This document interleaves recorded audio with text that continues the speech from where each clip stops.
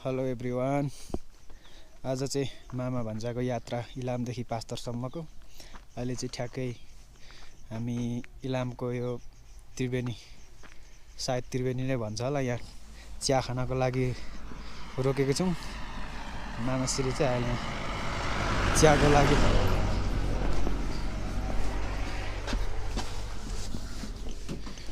निकाल्यो के छ?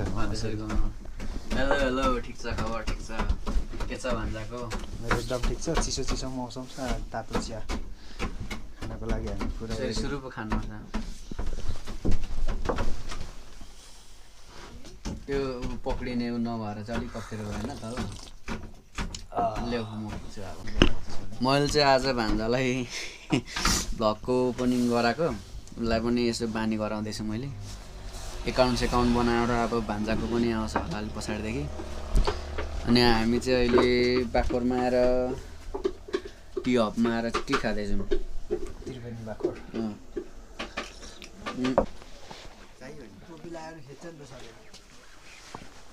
चाहियो भन्छ तपाईहरु मात्रै लाउने, हामीलाई खोइ भन्छ। ल हामी चाहिँ अब यहाँबाट निस्कन लाग्यौँ।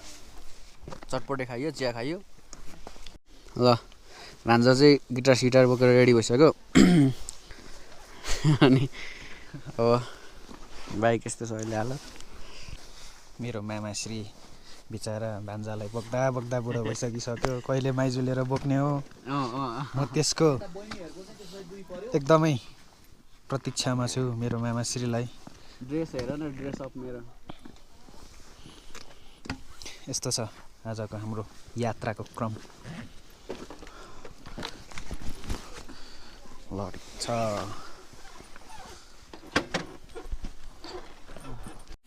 भोट चाहिँ माटोमा। भोट माटो। ल हस् त, ल हुन्छ दाइ। अरू ल हामी चाहिँ अब निस्किसक्यौँ। माइक सेट गर त। माइक तपाईँको भन्नुहुन्छ भने चाहिँ यो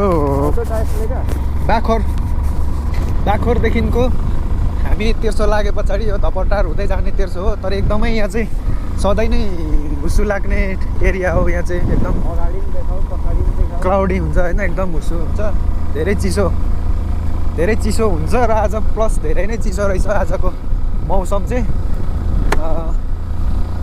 मामाश्री पुरै हेलमेटले फेस कभर गरिरहेको छ। मेरो चाहिँ अब छैन, मास्क साक्स पनि हालिनँ, त्यसले गर्दा अलिकति गाला ओठ फुट्ने सम्भावना ज्यादै छ।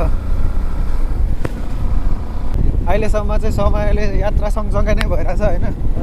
अब भोलिको राम्रोसँग पैसा कमायो भने चाहिँ होइन, यहाँ कबुले किनेर नेपाल चाहिँ मजाले टुर गर्ने हो क्या, सबै कुरा जितेर हान्नुपर्छ। जति पनि अब हामी यात्रा गरेको कुराहरू त दिनहरू त खासै आउँदैन। यो दिनभर अब आउँदैन नि त, कहाँ फेरि फर्केर आउँछ र यो मोमेन्ट त आउँदैन नि त। जस्तो तर एउटा अब क्लिप लिइराखेपछि अब भोलि बुढेसकालमा पनि आजको दिनहरू त हेर्न सक्यो नि त फर्केर आएर। त्यो चाहिँ रहेछ मेन चाहिँ।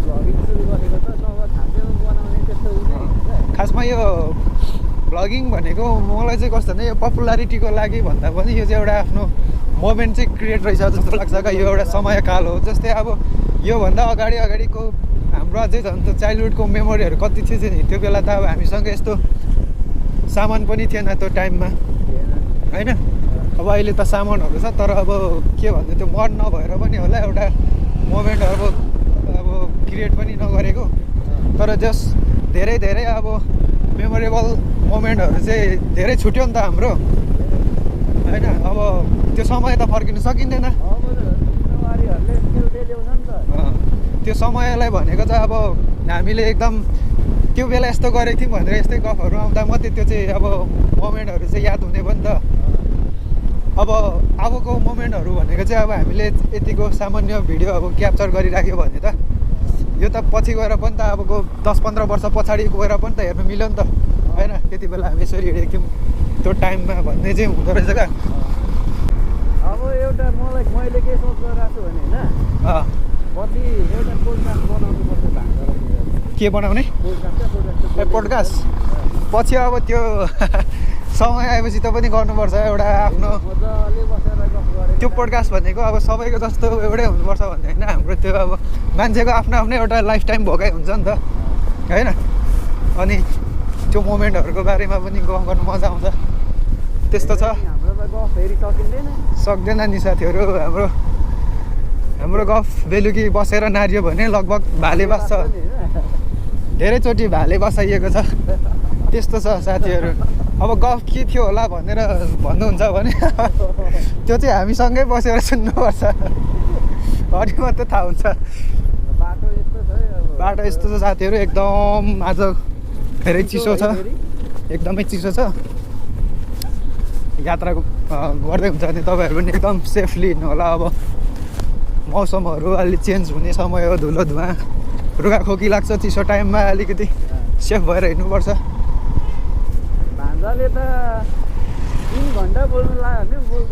म त अनि बोल्यो भने त नि यस्तो म बोल्दिनँ कि बोल्यो भने तपाईँको म त्यस्तो 2-3 घन्टा त आरामले बोलिदिन्छु तर मेरो हात चाहिँ यहाँ सकिसक्यो क्या चिसोले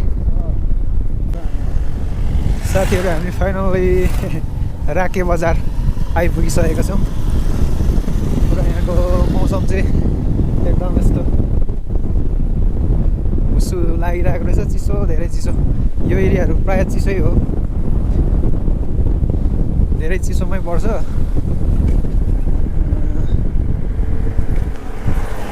चिसोले गर्दाखेरि मेरो त पुरै हातै कक्रिरहेछ राके बजार निक्ल्यो त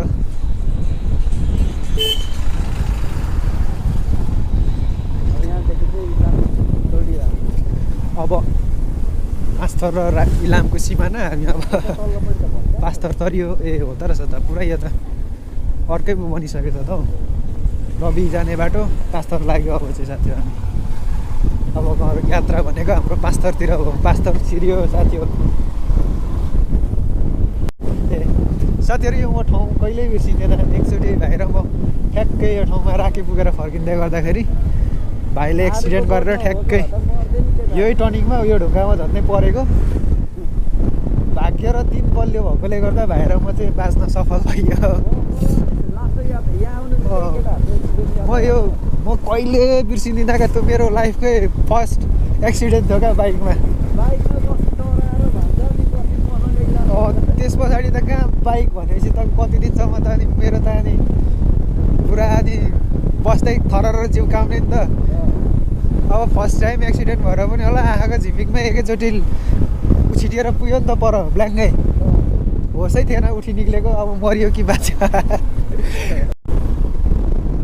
हाम्रो पाँचथर साइडमा चाहिँ घामै लागिरहेको रहेछ यता जब यता राकेबाट पाँचथर छिरेपछि घामै छ अलिक जिउ तात्यो उता चाहिँ पुरा त्यो हुस्सीले गर्दाखेरि एकदम चिसो छ क्या अहिले चाहिँ न्यानो न्यानो भइरहेछ यस्तो देखिरहेछ अहिले यता हल्का घाम न्यानो अब हामी निबो खोला आइपुग्न लाग्यो 32 रिसोर्ट पनि त्यही निबो खोला त्यो त्यहाँदेखि केही मासतिर मात्रै हो तर म चाहिँ अहिलेसम्म पुगेको छुइनँ त्यो रिसोर्ट तिमी गएको छौ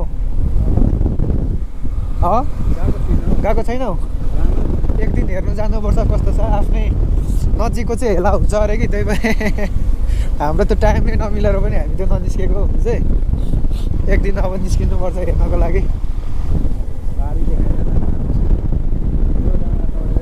अब यस्तो यो डाँडा छिचोलेर हामी गोवा चाहिँ निस्किन्छौँ 32 रिसोर्ट चाहिँ यहाँ माथि पऱ्यो हल्का त्यहाँ माथिको त्यो रिसोर्टहरू देखिँदो रहेछ यहाँबाट त्यस्तो छ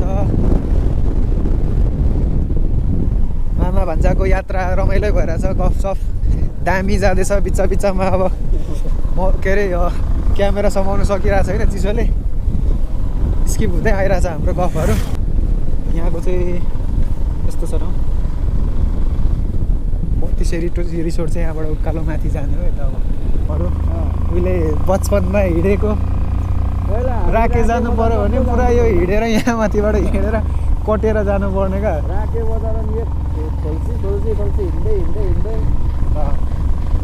शनिबारै राके बजार गएर केटाकेटीको रहर त्यस्तै हुन्छ क्या अहिले त अब अल्छी लाग्छ हिँड्नु पनि हिँड्न भने त हिँड्दैन नि। ल हामी चाहिँ पौवा भन्ज्याङ आइपुगिसकेको छौँ।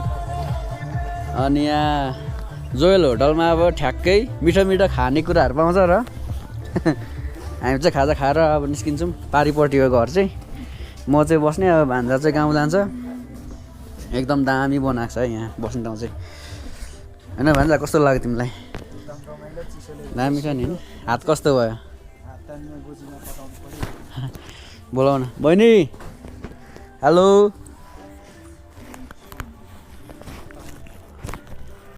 ल हाम्रो नास्ता आइसकेको छ, खाजा। यो भेजबाट, त्यो मासुबाट। ए चिसोले यस्तो ज्याकेट लगाएर छ, टोपी सोपी। मलाई पनि लगेर जा भन न। ल खाऊ। फर्स्ट बाइट, भान्जाको फर्स्ट बाइट। रस आएन रहेछ।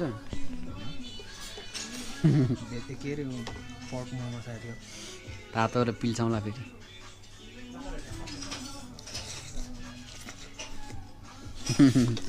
म चाहिँ फर्स्टमा सुप खान्छु।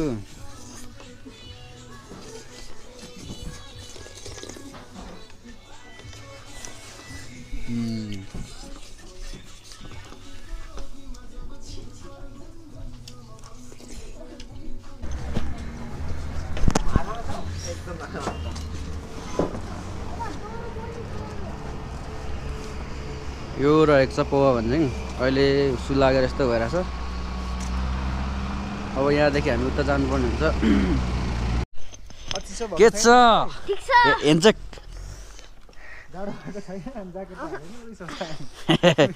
खोइ अनिस दादा। हामी चाहिँ आइपुगिसक्यौँ यहाँ घरमा पौवामा। ए हुस्सु भनेको चाहिँ यस्तो मात्रै छ है पारितिर। दाउरा भइगयो। अब यहाँदेखि चाहिँ भान्जालाई म चाहिँ पठाउ बुक गरेर पठाउन आँटेको छु घरतिर। म चाहिँ यहीँ बस्ने हो है।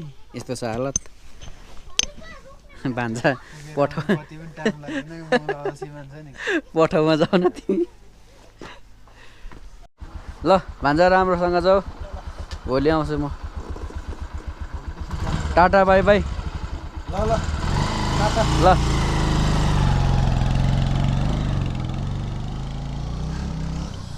र आज चाहिँ अब आइपुग्यो घर भन्दै आजको भिडियो चाहिँ यहीँ द इन्ड गर्छु। हस् त, थ्याङ्क यू।